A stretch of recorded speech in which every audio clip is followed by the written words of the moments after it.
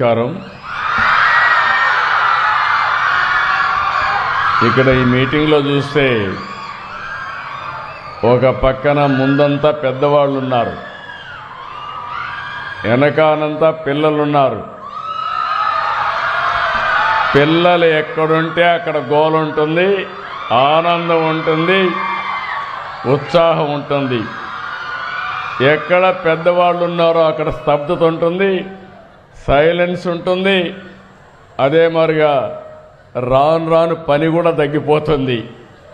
ఎందుకంటే వాళ్ళల్లో యాస్పిరేషన్స్ ఎక్కువ, ఇక్కడుండే వాళ్ళల్లో యాస్పిరేషన్స్ అన్నీ ఫుల్ఫిల్ అయిపోయాయి. కాబట్టి మీరు రాను రాను రిటైర్మెంట్కి వచ్చేస్తారు. ఆ స్టేజీ రాష్ట్రంలో ఎప్పుడూ రాకూడదని, ఎప్పుడూ జుబ్లియంట్గా ఉండాలని ఈ పిల్లలే సంపద అనే కార్యక్రమానికి ఈరోజు నాంది పలుకుతున్నామని చెప్పి కూడా నేను మీకు తెలియజేస్తున్నా. నా లెక్క ప్రకారం ఇది ఒక హిస్టారికల్ మీటింగ్. ఈరోజు మన మీటింగ్ ఏదైతే ఈరోజు పెట్టుకున్నామో ప్రపంచ జనాభా దినోత్సవం 2026 చరిత్రలో శాశ్వతంగా నిలిచిపోతుంది. దీనికి కారణం మీరందరూ ఒక వేదిక పైన ఉన్నటువంటి పెద్దలందరినీ మనస్ఫూర్తిగా అభినందిస్తున్నా. గద్దే రామ్మోహన్ రావు గారు, Shrimati Tejaswi chairperson AP creative corporation chairman గారు, అదే మరిగా యురుదయ రాజన్ గారు చైర్పర్సన్ ఐఐఎం ఏడి, సోమయాజులు గారు CEO Sigma Research, Suresh Kumar గారు secretary health, Chakradhar Babu director health, Lakshmi Shah collector గారు, ఇక్కడికి విచ్చేసిన ప్రత్యేకంగా స్టూడెంట్స్కి అందరికీ, ఇంకొక పక్కన డాక్టర్స్కి, ఇంకొక పక్కన ఎక్స్పర్ట్స్కి అందరికీ పేరు పేరున మనస్ఫూర్తిగా నమస్కారాలు. ఎప్పుడో చెప్పాడు గురుజాడ అప్పారావు గారు ఒక మాట అన్నారు, దేశం అంటే మట్టి కాదోయ్, దేశం అంటే మనుషులోయ్ అని. ఈరోజు అది మనం గుర్తు చేసుకోవడానికి ఇక్కడ సమావేశం అయ్యాం. ఈరోజు మీరు చూస్తే ఈసారి వరల్డ్ పాపులేషన్ దినోత్సవం సందర్భంగా మెయిన్ థీమ్ వాళ్ళు ఇచ్చింది యువత ఆశలను ఆకాంక్షలను సాకారం చేయడం, realising the hopes and aspirations of young people today and for the future. నేను ఒకటే చెప్తున్నా, ఈరోజు జనాభా నియంత్రణ కాదు, జనాభా సంరక్షణ ఒక నూతనమైన చరిత్ర ఈ రోజుతోనే ప్రారంభం అవుతుందని మరొకసారి తెలియజేస్తున్నా.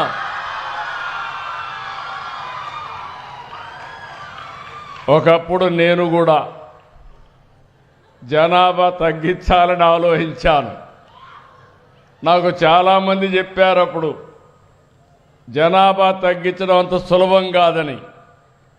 మేధావులందరూ చెప్పారు జనాభా తగ్గించడం కష్టం, ముందు ఫిమేల్ లిటరసీ రావాలి, పేదరికం పోవాలి, అప్పుడే జనాభా తగ్గుతుందని చెప్పారు. నేను ఆలోచించాను, ఇది ఒక విషియస్ సర్కిల్. ఇది ఒకవేళ అందరినీ ఆడపిల్లలందరినీ చదివించాలంటే 20-30 ఏళ్ళు పడుతుంది.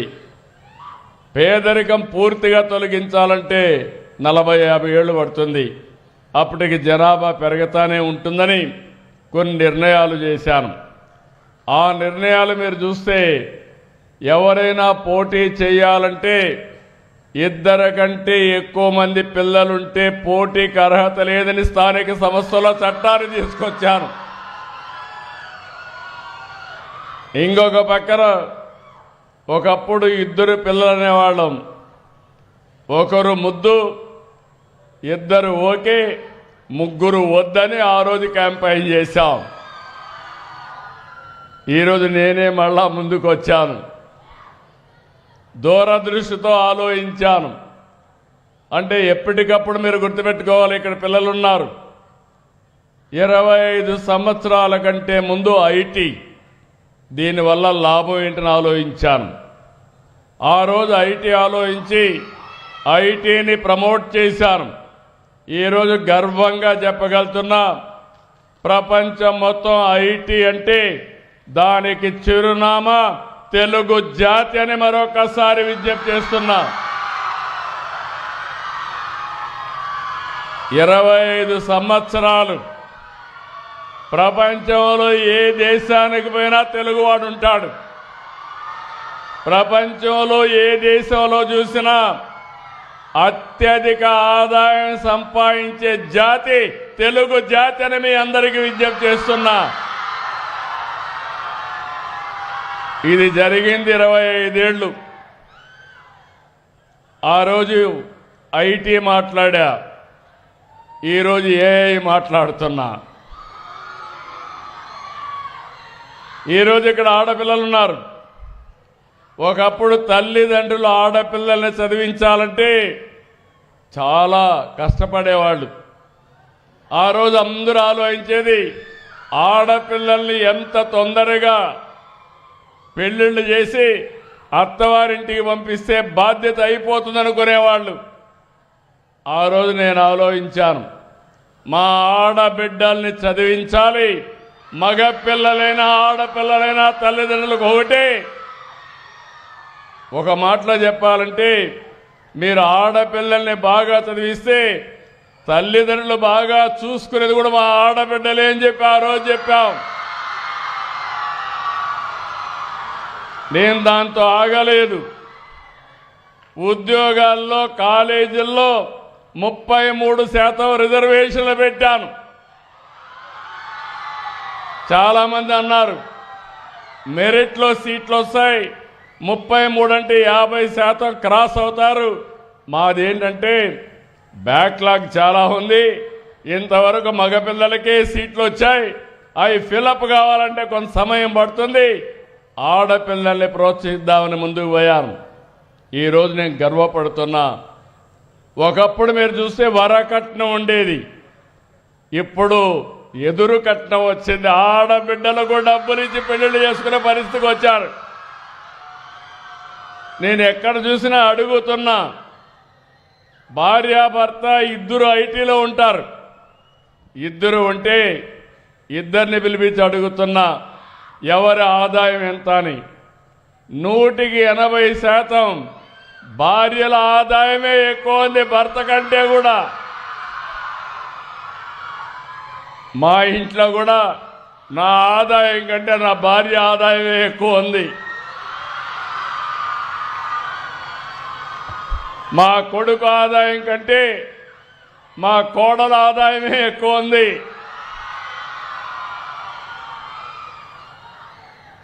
ఇవన్నీ పరిస్థితులు మారాయి. ఈరోజు మనందరం కూడా నేను మాట్లాడేది డిఫరెంట్ టెక్నాలజీస్ మాట్లాడుతున్నా. ఈరోజు పిల్లలు మీరందరూ ఉన్నారు, మీరు రేపు గురించి ఆలోచిస్తారు, నేను ఎల్లుండి గురించి ఆలోచిస్తా. మీకు నాకు తేడా అదే. నేను ఆలోచించేది రాబోయే 25 సంవత్సరాల్లో ఏం జరుగుతుందో ఇప్పుడే ఆలోచించి అది ఈరోజే ప్రారంభించడం నేను ఎప్పుడూ చేసే పని. ఇటీవల కాలంలో మీరు చూశారు, అనేక వినూత్నమైన కార్యక్రమాలకు శ్రీకారం చుట్టాం. ఈరోజు మీ అందరికీ చెప్తున్నా, రాసి పెట్టుకోండి. అమరావతి ప్రపంచంలోనే ఒక బ్రహ్మాండమైన నగరంగా తయారవుతుంది. తెలుగు జాతి గర్వపడే విధంగా ప్రపంచం మెచ్చుకునే నగరం తయారవుతుంది. ఇంకో పక్కన మీరు చూస్తే ఈరోజు పట్టిసీమ ద్వారా నీళ్లు తీసుకొస్తే ఈ సంవత్సరం వర్షాలు పడకపోతే కృష్ణా ఏదైతే డెల్టా ఉందో దానికి ఈరోజు ఒక సంజీవనిగా పనిచేసే పరిస్థితికి వచ్చింది. నేను ఈ విషయాలు ఎందుకు చెప్తున్నానంటే, రాబోయే సంవత్సరం పోలవరం పూర్తి చేసి కృష్ణా నదికి తీసుకొచ్చి నదుల అనుసంధానానికి శ్రీకారం చుడతాం. ఇవన్నీ భవిష్యత్తు కోసం చేసే కార్యక్రమాలు. ఎవరి కోసం చేస్తున్నామంటే ప్రజల కోసం చేస్తున్నాం. కానీ ఈరోజు మీరు గుర్తుపెట్టుకోవాల్సింది, రాను రాను జనాభా తగ్గిపోతా ఉంది. చైనా ఒకప్పుడు ఒక చైల్డ్ నామ్ పెట్టారు. ఈరోజు ఫెర్టిలిటీ రేటు 2.1 ఉంటే రీప్లేస్మెంట్ లెవెల్ ఉంటుంది. చైనాలో 1కి పడిపోయింది. సింగపూర్ 0.9 పడిపోయింది. జపాన్ ఇంకా ఎక్కువ పడిపోయే పరిస్థితికి వచ్చింది. సౌత్ కొరియా 0.7కి పడిపోయింది. ఇండియా కూడా 1.9కి వచ్చాం. ఆంధ్రప్రదేశ్ 1.5కి వచ్చాం. మనం ఆలోచించకపోతే ఇది 1 కంటే తగ్గుతుంది. ఆ తర్వాత మనం పనిచేసేది మెషిన్ల కోసం పనిచేయాలి. మెషిన్లు కూడా వచ్చేస్తున్నాయి. ఈరోజు నేను స్పేస్ సిటీ తీసుకొచ్చాను. శాటిలైట్స్ అన్ని మన రాష్ట్రంలోనే లాంచ్ చేసే విధంగా స్పేస్ సిటీ వస్తుంది. డ్రోన్ సిటీ వస్తూ ఉంది. యుద్ధాలు చేయాలన్నా సివిలియన్ అప్లికేషన్స్ కానీ తొందరలోనే డ్రోన్ అంబులెన్స్ కూడా వచ్చేస్తుంది. ఎక్కడన్నా ఎవరికైనా ఆరోగ్యం బాగలేకపోతే మీ ఇంటి మీదకి వచ్చి పేషెంట్ తీసుకొని నేరుగా హాస్పిటల్కి తీసుకొచ్చే రోజు తొందరలోనే వస్తుందని మీ అందరికీ విజ్ఞప్తి చేస్తున్నా. ఎలక్ట్రానిక్స్ వచ్చేసాయి, వేరబుల్స్ వచ్చాయి. ఈరోజు మనం తినే తిండి ఎంత తినాలి, గ్లూకోజ్ లెవెల్ చూసుకొని తినే తిండి పరిస్థితికి వచ్చాం. హాస్పిటల్లో ఉండక్కర్లేదు, ఇంట్లో ఉంటే మానిటరింగ్ హాస్పిటలింగ్ చేసి అవసరమైతే అంబులెన్స్ లిఫ్టింగ్ కానీ లేకపోతే డ్రోన్ లిఫ్టింగ్ చేసే పరిస్థితికి వచ్చాం. ఇలాంటివన్నీ వచ్చినప్పుడు మీరు గుర్తుపెట్టుకోవాల్సింది, ఒకప్పుడు కరెంటు ఉత్పత్తి చేసేవాళ్ళం. ఎప్పుడు వస్తుందో ఎప్పుడు పోతుందో తెలియదు. ఈరోజు మీ యొక్క ఇంటి పైన కరెంటు ఉత్పత్తి చేసుకుంటున్నాం. ఈరోజు ఈ బిల్డింగ్ పైన కరెంటు ఉత్పత్తి చేసుకొని కిందన ఏసీ పెట్టుకొని కంఫర్టబుల్గా ఉండగలుగుతున్నామంటే అది ఈరోజు సోలార్ ఎనర్జీ కానీ గ్రీన్ ఎనర్జీ వచ్చే పరిస్థితి వచ్చింది. అయితే ఇవన్నీ ఒక ఎత్తు. దీనికి మూలం జనాభా. జనాభా లేకపోతే మనం చాలా సమస్యలు వస్తాయి. ఒకప్పుడు ఉమ్మడి కుటుంబం ఉండేది. పిల్లలు చాలామందికి మీకు ఐడియా ఉండదు, ఇక్కడ పెద్దవాళ్ళకు కొంతమందికి ఉంటుంది. ఇప్పుడు అన్నీ కూడా కుటుంబాలన్నీ మైక్రో ఫ్యామిలీస్ అయిపోయినాయి. భార్యాభర్త టెన్షన్ లైఫ్, ఇద్దరికి ఉద్యోగం, అక్కడి నుంచి ఆలోచనలు డిఫరెంట్గా వచ్చాయి.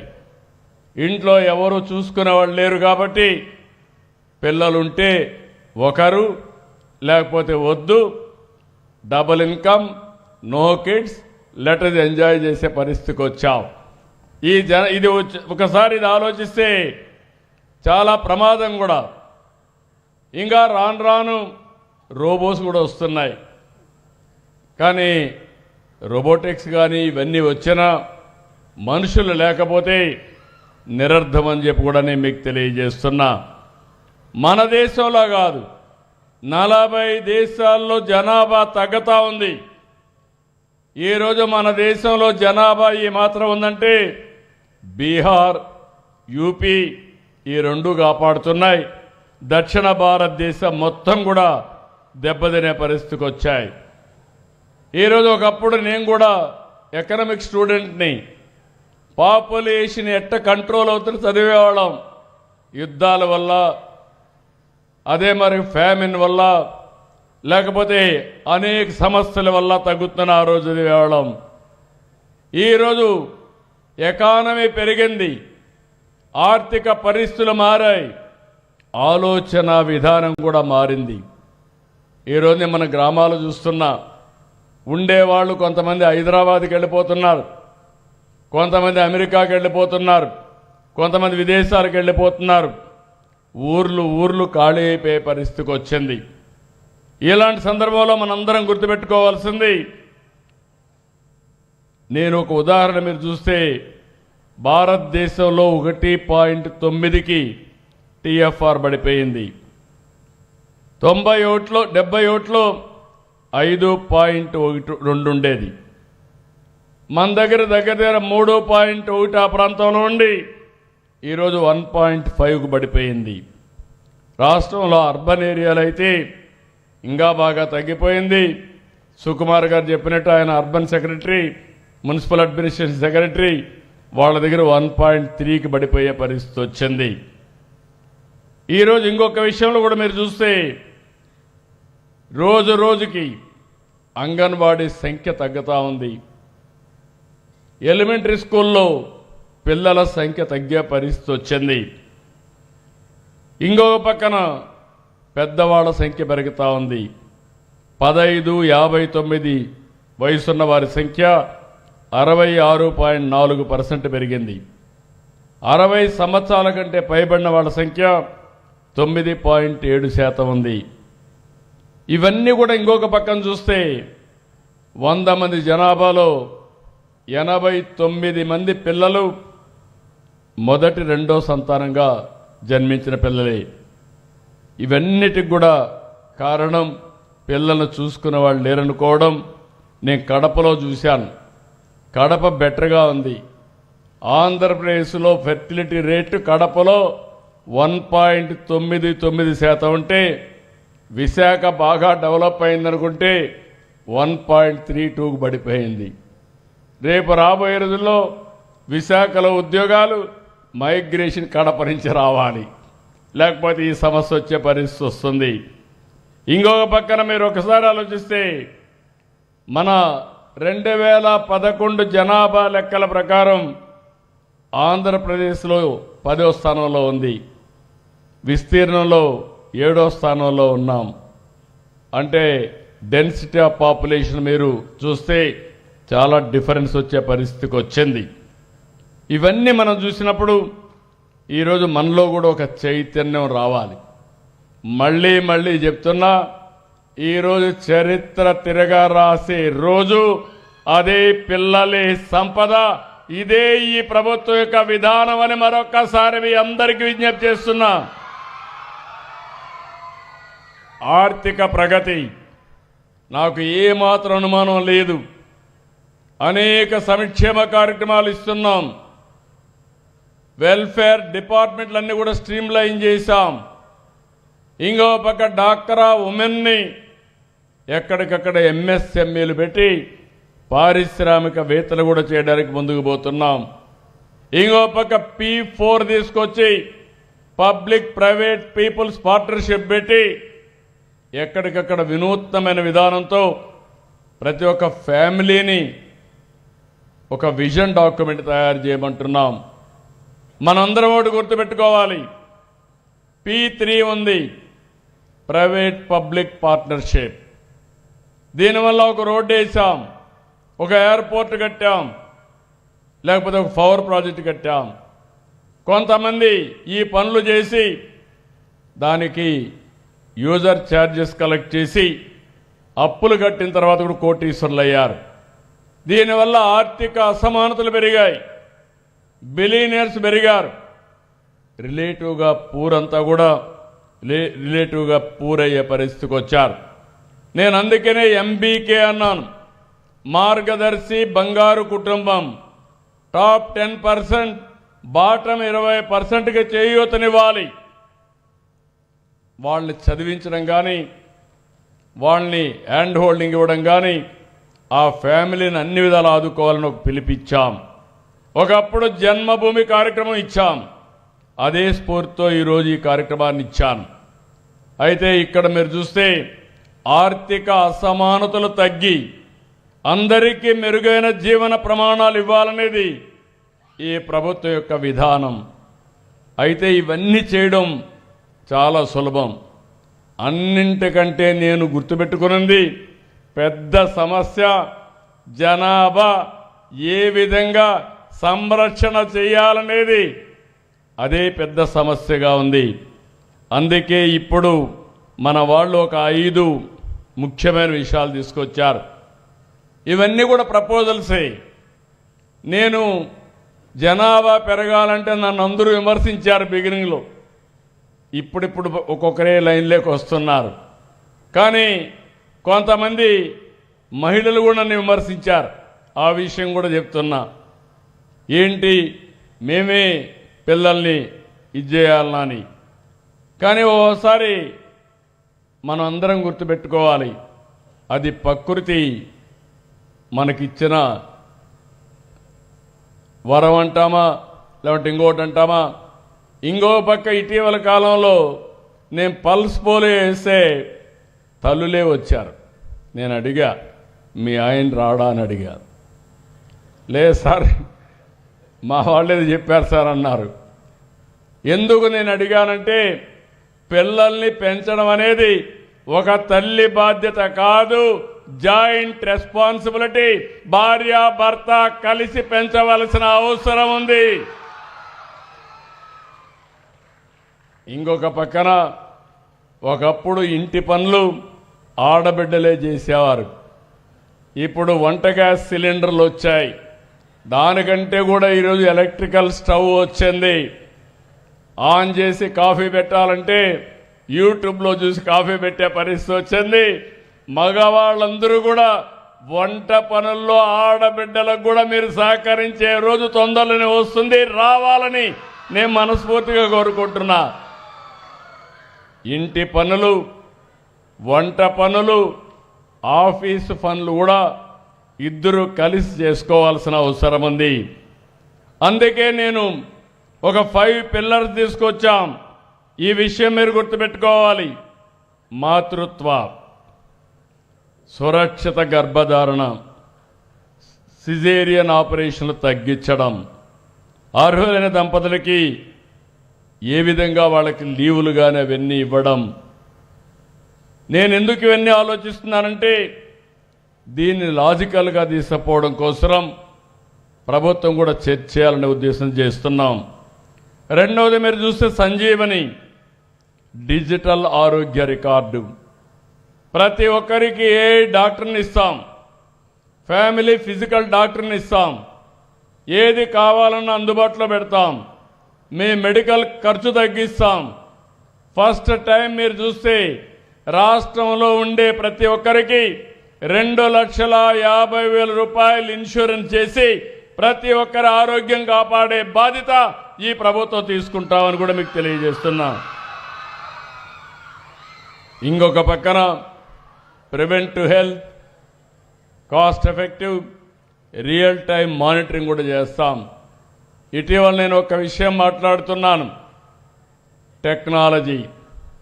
నిన్నే తెలంగాణలో ఒక విషయం జరిగింది. పిల్లలు, మీరు ఇక్కడ నేను రాజకీయం మాట్లాడలేదు కానీ మీరు ఆలోచించాలి. ఒక అతను 2016లో పాస్కో క్రైమ్ చేశాడు.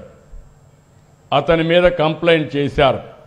కొన్ని రోజులు ఎక్కడ తప్పించుకొని తిరిగాడు. తర్వాత పోలీసులు పట్టుకొని కన్విక్షన్ వచ్చింది. మళ్ళా బెయిల్ వచ్చింది. బెయిల్ నుంచి బయట వచ్చాడు.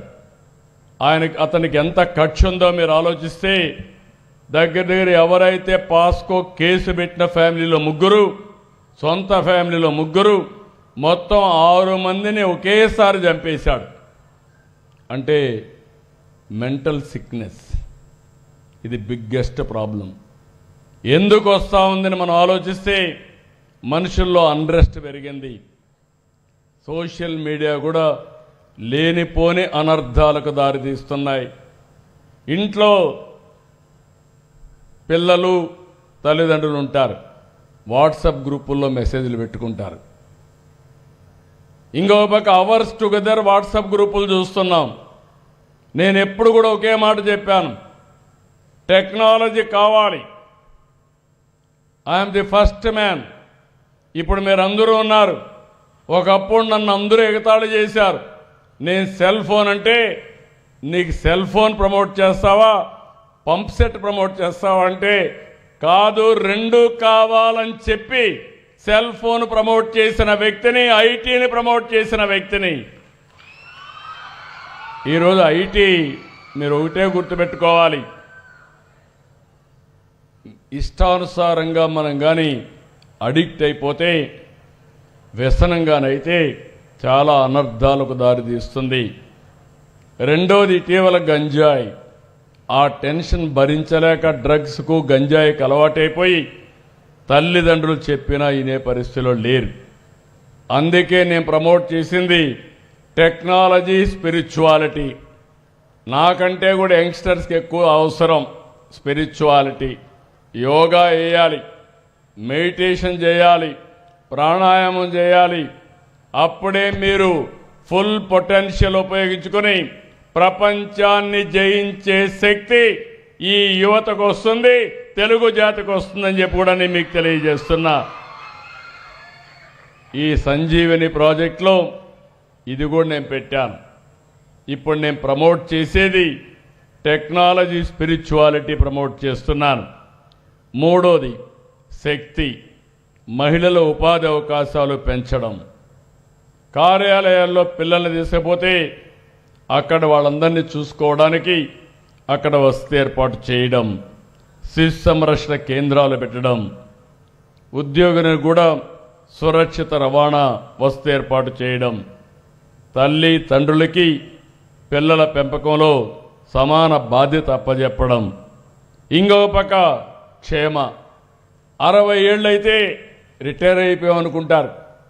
ఒకప్పుడు 70 ఏళ్ళు 80 ఏళ్ళు బతికేవాళ్ళు ఇప్పుడు 90, 100 సంవత్సరాలు బతికే పరిస్థితికి వచ్చారు. ఎప్పుడైతే మీరు రిటైర్ అయిపోయారని మీ మైండ్లోకి వస్తే మీ బాడీ, మైండ్ రెండు డిమినిష్ అవుతాయి. అక్కడి నుంచి సమాజానికి మీరు భారం అవుతారు. అట్లా కాకుండా 24 గంటలు ఏ వయసులో ఉన్నా సమాజ హితం కోసం మీరు పనిచేస్తే సమాజానికి మీరు ఆస్తిగా తయారవుతారు. ఈ విషయం కూడా పెద్దవాళ్ళందరూ గుర్తుపెట్టుకోవాల్సిన అవసరం ఉంది. అందుకే నేను క్షేమ అనే కార్యక్రమం తీసుకొస్తున్నా. Silver economy. ఎవరైతే ఉన్నారో మీరు కూడా ఎకానమీకి ఉపయోగపడే పరిస్థితి వస్తుంది. అలాంటివి చేయాల్సిన అవసరం ఉంది. గౌరవప్రదమైన వృద్ధాప్యానికి ఏ విధంగా అవకాశాలను ఇవ్వాలనో ఇస్తాం. మీ ఆరోగ్య సేవలు కూడా చూస్తాం. అది అయిన తర్వాత 5వది నైపుణ్యం. జీవితాంతం నేర్చుకోవాలి. ఈరోజు నేను మీటింగ్ వచ్చాను. మీరేమైనా కొత్త విషయం చెప్తే అది రాష్ట్ర ప్రజానైకానికి ఉపయోగపడుతుందంటే రేపే ఒక పాలసీ తీసుకొచ్చి దాన్ని అమలు చేసే బాధ్యత నేను తీసుకుంటానని చెప్పి నేను మీ అందరికీ విజ్ఞప్తి చేస్తున్నా. అందరం కూడా నేర్చుకోవడం అనేది అనునిత్యం నైపుణ్యాన్ని పెంచుకోవాలి. ఈరోజు మనందరం కూడా ఇన్స్పైరింగ్ టైంలో ఉన్నాం. మళ్ళీ చెప్తున్నా, టెక్నాలజీ ఉంది, నాలెడ్జ్ ఉంది, అవకాశాలు ఉన్నాయి. ఆకాశమే హద్దుగా ఎదిగే అవకాశం ఉంది. కానీ దాన్ని ఉపయోగించుకోవడానికి నాయకత్వం ఉండాలి. ఈరోజు నేను భారతదేశంలోనే కాదు ప్రపంచం మొత్తం చూస్తున్నా నాయకత్వ లేమి ఉంది. ఎక్కడికక్కడ లీడర్షిప్ వ్యాక్యూమ్ ఉంది. ఈరోజు ఇక్కడుండే పిల్లలందరికీ మళ్ళీ చెప్తున్నాను, మీరు మీ జీవితాన్ని ప్లాన్ చేసుకోవడం కానీ మీ క్యారియర్ బిల్డప్ చేసుకోవడం కానీ అన్నిటికంటే ముఖ్యం లీడర్షిప్ క్వాలిటీస్. అన్నీ ఉన్నాయి. ఏ విధంగా ఉపయోగించాలనో ఉపయోగించుకునే శక్తి మీ అందరికీ ఉండాలని చెప్పి కోరుకుంటున్నా. అందుకే ఈరోజు నేనంతా కూడా మీరు చూస్తే మొన్న ఒక మాట అన్నాను. ఈరోజు గవర్నమెంట్లో చాలా స్పష్టంగా పిల్లలు డెలివరీ అవుతానే ఆర్థిక సహాయం చేస్తున్నాం. తల్లి బిడ్డ ఎక్స్ప్రెస్ పెట్టి సేఫ్ డెలివరీకి దోహదం చేస్తున్నాం. ఏది మంచో ఏదో చెడో చెప్తున్నాం. అంగన్వాడీ కేంద్రాలు పెట్టి అక్కడ కూడా పిల్లల ఆరోగ్యాన్ని ఆడుకోవడం కానీ వాళ్ళకు కావాల్సిన ఫుడ్ ఇస్తున్నాం. అదే మరి ఫస్ట్ క్లాస్ అడ్మిట్ అయితే 12 వరకు ప్రైవేట్లో కానీ ప్రభుత్వంలో కానీ చదువుకున్న పిల్లలందరికీ తల్లికి వందనం కింద 15,000 రూపాయలు ఆర్థిక సహాయం చేస్తున్న ప్రతి ఒక్క తల్లికి 1,500 రూపాయలు వస్తాయి. 15,000. రెండోది మీరు గుర్తుపెట్టుకోవాలి, ఒకప్పుడు ఒక్కరికే ఇచ్చేవాళ్ళు. నేను ఎంతమంది పిల్లలుంటే అంతమందికి 15,000 ఇస్తాం. పిల్లలే ఆస్తి, దానికి నిదర్శనం ఒక్కొక్కరికి 15,000 ఇవ్వడం. 5 మంది ఉంటే 75,000 ఇచ్చాం. 6 మంది ఉంటే ₹1,00,000 ఇచ్చాం. నేను ఇది పెట్టుబడి అనుకోవడం లేదు, ఖర్చు అనుకోవడం లేదు, బాధ్యత అనుకుంటున్నాను. జనాభాని ప్రోత్సహించడానికి ఇది ఒక మార్గం అని చెప్పి కూడా నేను మీకు తెలియజేస్తున్నా. పేద పిల్లల్ని బాగా చదివిస్తాం, అవకాశాలన్నీ తీసుకొస్తాం. కానీ ఈరోజు నేను మిమ్మల్ని అందరినీ ఒకటే కోరుతున్నా, ఈరోజు మనం ఒక సంకల్పం చేయాలి. మనం చైతన్యవంతులు కావాలి, భవిష్యత్ ఏంటో ఆలోచించాలి. ఈరోజు మీరు చూస్తే 3,25,000 పర్ క్యాపిటా ఇన్కమ్, రాబోయే 2047కి 55 లక్షల రూపాయలు పర్ క్యాపిటా ఇన్కమ్ చేయాలనేది ఒక సంకల్పం. ఇది సాధ్యం. 15% గ్రోత్ రేట్ పెట్టుకున్నాం, అది కూడా చేయగలుగుతానన్న నమ్మకం ఉంది. అయితే ఇవన్నీ చేసేటప్పుడు మళ్ళీ నేను అడిగేది, జనాభా లేకపోతే మనం అనుకున్న లక్ష్యాలు నెరవేర్చలేం. జనాభా కానీ సంరక్షణ చేసుకోగలిగితే, బ్యాలెన్స్ చేయగలిగితే 2047కి స్వర్ణాంధ్రప్రదేశ్ కాదు, 2040కి స్వర్ణాంధ్రప్రదేశ్ సాధించే శక్తి మన యువతకు ఉంది. కొన్ని సమస్యలు తెచ్చినప్పుడు కొన్ని కొత్త ఆలోచనలు పంచుకున్నప్పుడు చాలామంది ఎగతాళి చేశారు. నేను ఒక మాట చెప్పాను, 3వ చైల్డ్గాను ఉంటే అలాంటి వారికి 30,000 రూపాయలు అదనంగా ఆర్థిక సహాయం చేస్తా ఉంటే చాలామంది విమర్శించారు. నేను ఇప్పుడు దానికోసమే ఆలోచిస్తున్నా, ఏం చేస్తే మీ అందరికీ ఆమోదయోగ్యంగా ఉంటుందో. 4వ శనివారం సంజీవిని ప్రాజెక్టు కింద ప్రజల్లోకి వెళ్ళి ఒక 4-5 సార్లు మాట్లాడిన తర్వాత అందరూ ఒప్పుకున్న పాలసీ పెట్టి మొట్టమొదటిసారిగా ప్రపంచానికే ఒక ఆదర్శంగా ఆంధ్రప్రదేశ్లో పిల్లలే సంపద జయప్రదమైందని నిరూపించే బాధ్యత ఈ ప్రభుత్వం తీసుకుంటుందని చెప్పి మీ అందరికీ విజ్ఞప్తి చేస్తున్నా. ఒకప్పుడు నేను ఇంకుడు గుంతలు మాట్లాడితే ఎగతాళి చేశారు, క్లీన్ అండ్ గ్రీన్ అంటే ఎగతాళి చేశారు, విజన్ 2020 అంటే వెక్కిరించారు, కంప్యూటర్ అంటే కూడుబెడుతుంది అన్నారు. నేను ఆ రోజు చెప్పిందన్నీ వాస్తవాలైనాయి. ఇప్పుడు కూడా చెప్తున్నా, population management is a reality. ప్రపంచంలో ఎక్కడా లేనటువంటి ఒక గొప్ప వారసత్వ సంపద ఫ్యామిలీ. అది ఒక భారతదేశానికే సొంతం. ఈరోజు ప్రపంచం అంతా మీరు చూస్తే మెటీరియలిస్టిక్ హ్యాపీనెస్కి అలవాటు అయిపోయారు. కుటుంబాన్ని కూడా మెటీరియల్స్ అనుకునే పరిస్థితికి వచ్చాం. భార్యాభర్త బాంధవ్యాలు తగ్గిపోయే పరిస్థితికి వచ్చాయి. పిల్లలు తండ్రి దగ్గర అప్పు తీసుకొని తండ్రి పిల్లలకు అప్పు ఇచ్చే పరిస్థితికి వచ్చారు. అంటే ఎక్కడికి పోతానో మనకే అర్థం కావడం లేదు. కొంతమంది తండ్రులు నేను చూశాను, ఈరోజు కూడా ఒక ఆయన వచ్చాడు. తండ్రి తల్లి కష్టపడి ఆస్తి సంపాదిస్తే వాళ్ళని బయట పంపించేసి ఆ ఆస్తి కబ్జా చేసే పరిస్థితికి వచ్చారు. ఇవన్నీ కూడా వస్తున్నాయి. ఇలాంటివి పోవాలంటే మన ఫ్యామిలీ వారసత్వాన్ని కాపాడుకోవాలి. నేను ఇప్పుడు వచ్చినప్పుడు అడుగుతున్నాను, కొత్తగా పెళ్ళైన వాళ్ళందరినీ మీరు ఎవరెవరింట్లో ఉంటారని. చాలామంది నేను నా భార్య ఇద్దరు ఉన్నామని చెప్తున్నారు. కొంతమంది మా మగవాళ్ళైతే పిల్లలైతే మగపిల్లలైతే మా నాన్న మా అమ్మ కూడా ఉందంటున్నారు. కొంతమంది మా నాన్నకి చెప్పినా రావడం లేదు, ఊర్లోనే ఉన్నాడు అంటున్నాడు. నేను ఎందుకు ఇవన్నీ అడుగుతున్నానంటే మన బాధ్యత చిన్న చిన్న సమస్యలున్నా అవి పరిష్కారం చేసుకొని కుటుంబ వ్యవస్థని కాపాడుకుని ప్రపంచానికి ఆదర్శంగా ఉండవలసిన బాధ్యత భారతదేశం పైన ఉందని చెప్పి కూడా నేను మీకు తెలియజేస్తున్నా. ఈరోజు మీరు చూడండి, భారతదేశ కుటుంబ వ్యవస్థ దానికి కారణం ఈ దేశంలో వారసత్వంగా వచ్చిన సంపద. హిందూ కుటుంబాలు కానీ, ముస్లిం కుటుంబాలు కానీ, కడకు క్రిస్టియన్ కుటుంబాలు కూడా ఇండియన్ కుటుంబాలు డిఫరెంట్గా ఉంటాయి ప్రపంచం కంటే. అది మన దేశం యొక్క ప్రత్యేకత అని చెప్పి కూడా నేను మీకు తెలియజేస్తున్నా. మళ్ళీ మీ అందరినీ కోరుతున్నా, ఈరోజు సంపద సృష్టించడం చాలా కష్టమైన పని, అయినా అది సాధ్యం. కానీ అతి కష్టమైన పని నా జీవితంలో నేను టేకప్ చేసింది, ప్రజలు ఉంటేనే సంపద, జనం ఉంటేనే అభివృద్ధి, అప్పుడే నిజమైన సమాజం, అదే నిజమైన భవిష్యత్తు. దీనికోసం ఈరోజు సంకల్పం చేయడం నా జీవితంలో మళ్ళీ చెప్తున్నా, ఇది ఒక హిస్టారికల్ డే, హిస్టారికల్ మూమెంట్. ఇది నేను ఒక్కడనే అనుకుంటే సాధ్యం కాదు. నేను పదే చెప్తున్నాను, హెల్తీ వెల్తీ హ్యాపీ ఆంధ్రప్రదేశ్ మనందరి ఉద్దేశం. అలాంటి సమాజం ఉండాలంటే ఆ సమాజంలో పిల్లలే సంపద అనేది ప్రతి ఒక్కరి నోట రావాలి.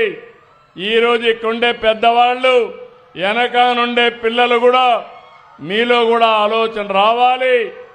నేను ఒకప్పుడు చెప్పాను, break silence, talk about AIDS అని మాట్లాడా.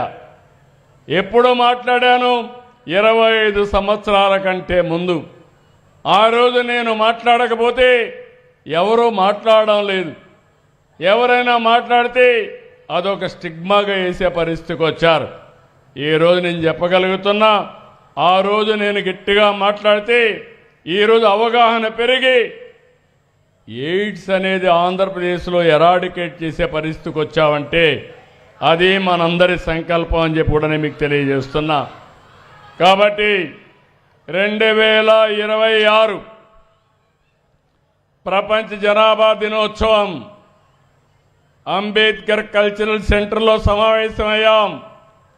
రాష్ట్రం మొత్తం ప్రజలందరికీ విజ్ఞప్తి చేస్తున్నా, పిల్లలే సంపద, పెద్ద కుటుంబమే శ్రీరామ రక్ష, మైక్రో ఫ్యామిలీ కాదు. అందరం కూడా కుటుంబం అంతా కలిసి ఉండవలసిన అవసరం ఉంది. అది మన ఆనందానికి కారణం అవుతుంది. అలాంటి భారతదేశాన్ని మనం చేసుకోవాల్సిన అవసరం ఉంది. ప్రధానమంత్రి నరేంద్ర మోడీ గారు వికసిత్ భారత్ గురించి ముందుకు పోతున్నారు. నేను స్వర్ణ ఆంధ్రప్రదేశ్, మొన్నే మీరు చూస్తే జొన్నగిరి అనే గ్రామంలో కర్నూలు జిల్లాలో ఒక వెనుకబడిన జిల్లాలో గోల్డ్ మైన్ పడింది. ఆ నగరం చూస్తే అశోకుడి కాలంలో 4th రాజధాని ఏదంటే అప్పటి స్వర్ణగిరి, ఇప్పుడు జొన్నగిరి అయింది. మళ్ళీ దాని పేరు మార్చి స్వర్ణగిరిగా పెట్టి స్వర్ణాంధ్రప్రదేశ్ దిశగా మనం ముందుకు పోతున్నామని మీ అందరికీ తెలియజేస్తున్నా. మన భవిష్యత్తు మన చేతుల్లో ఉంది. మనమే రాసుకుంటాం, మనమే అమలు చేసుకుంటాం. ఈ విషయం గుర్తుపెట్టుకోవాల్సిందిగా మరొక్కసారి కోరుకుంటూ దానికి నాంది పలకవలసిందిగా ప్రతి ఒక్కరికి విజ్ఞప్తి చేస్తూ అందరికీ అభినందనలు. జై భారత్, జై భారత్. గట్టిగా చెప్ప, భారత్ మాతాకి. గట్టిగా, ఇంకా గట్టి, భారత్ మాతాకి, భారత్ మాతాకి. తెలుగు తల్లికి, తెలుగు తల్లికి, తెలుగు తల్లికి జై హింద్. పిల్లలు అభినందనలు. ఈరోజు మిమ్మల్ని చూస్తే ఎక్కడా లేని ఉత్సాహం వస్తూ ఉంది. మీరు ఇదే విధంగా సహకరించండి. తప్పకుండా మీ భవిష్యత్తు బంగారు భవిష్యత్తు చేసే బాధ్యత మాదని మరొకసారి విజ్ఞప్తి చేస్తూ సెలవు తీసుకుంటున్నా. జై Hind. Thank you very much, sir. The true champion of inclusive growth and human